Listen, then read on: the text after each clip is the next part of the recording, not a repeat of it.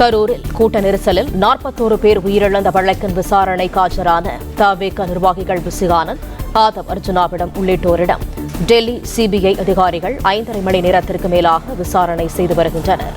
கூடுதல் தகவல்களை தருகிறார் எமது செய்தியாளர் நிரஞ்சன். விவரங்கள் என்ன?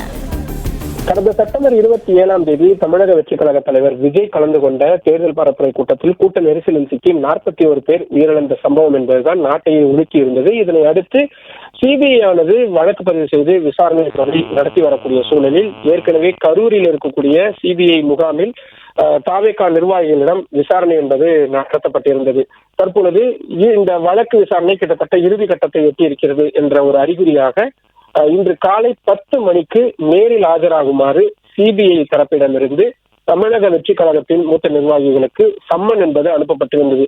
இந்த சம்மனை அடுத்து தவேகவுடைய தேர்தல் மேலாண்மை பொதுச் செயலாளரான ஆதவ் அர்ஜுனா, அதே போல அந்த கட்சியுடைய பொதுச் செயலாளர் ஆனந்த், இணை பொதுச் செயலாளர் நிர்மல்குமார் மற்றும் கரூர் மாவட்ட செயலாளரான மதியழகன் ஆகியோருக்கு சம்மன் அனுப்பப்பட்டிருந்த நிலையில் அவர்கள் சரியாக காலை 10 மணிக்கு ஆஜராகி இருந்தார்கள். அதிகபட்சம் ஒரு 2 முதல் 3 மணி நேரம் மட்டும்தான் விசாரணை நடைபெறும் என்று எதிர்பார்த்திருந்தோம். ஆனால் 5.5 மணி நேரத்திற்கு மேலாக இந்த விசாரணை என்பது நடந்து வருகிறது. தற்பொழுது வரை பார்த்தால் 6 மணி நேரத்து என்பதை அது கடந்திருக்கிறது என்பதையும் நாம் பதிவு செய்ய வேண்டியதாக இருக்கின்றது. மிக விரிவான விசாரணையாகத்தான் நடத்தப்பட்டு வருகிறது. குறிப்பாக புகைப்பட ஆதாரங்கள், வீடியோ ஆதாரங்கள் உள்ளிட்டவை குறித்தும் ஏற்கனவே கரூரில் வைத்து சிபிஐ அதிகாரிகள் நடத்திய விசாரணையின் ஒரு நீட்சியாகவும் இந்த விசாரணை என்பது நடத்தப்பட்டு வருவதாகவும் சொல்லப்பட்டிருக்கிறது.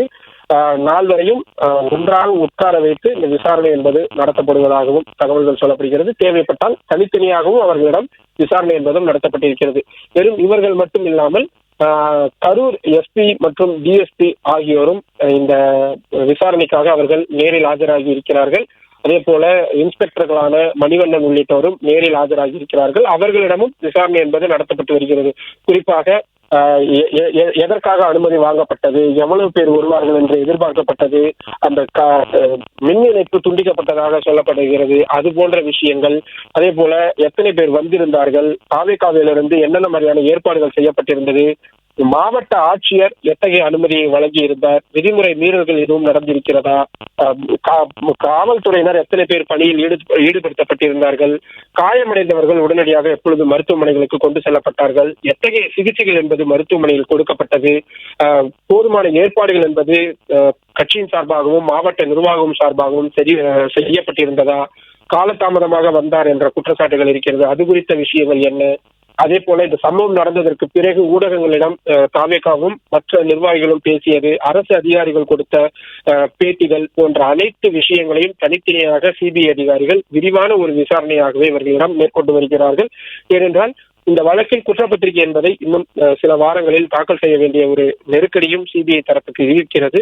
அந்த குற்றப்பத்திரிகை என்பது மிக மிக முக்கியம். அதை வைத்துதான் வழக்கு எவ்வாறு அடுத்த கட்டத்திற்கு செல்லும் என்பதை புரிந்து கொள்ள முடியும். எனவே அந்த இறுதிக்கட்ட பணிகளை மேற்கொள்வதற்காக இந்த தவேக நிர்வாகிகளிடம் சரி, அரசு அதிகாரிகளிடம் சரி, ஒரு தீவிரமான விசாரணை என்பதாகத்தான் இந்த கிட்டத்தட்ட ஒரு 5.5-6 மணி நேர விசாரணை என்பது நடைபெற்று வருகிறது.